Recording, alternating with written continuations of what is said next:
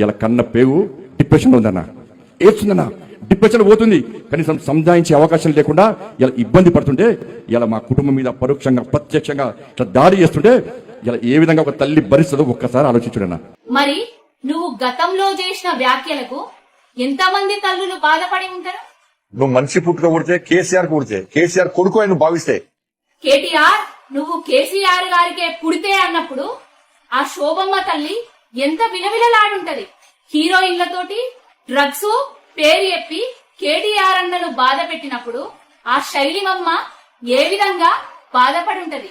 ఒక బీసీ బిడ్డనైనా నా ఇంటికి నీ అనుచరులను నీ గూండాలను పంపినప్పుడు నా తల్లి ఎంత బాధపడి ఉంటది, నా బిడ్డలు ఎంత బాధపడి ఉంటారు. ఒక 17 ఏళ్ల మైనరు బాలికను నీ కొడుకు చెయ్యరాని పనులు చేస్తే ఆ తల్లెంత బాధపడి ఉంటది. వాళ్లను భయభ్రాంతులకు గురి చేసినప్పుడు ఆ కుటుంబం ఎంత విలవిలలాడుంటది తెలియదా? బండి సంజయ్, కర్మ ఇట్స్ బ్యాక్ కదా.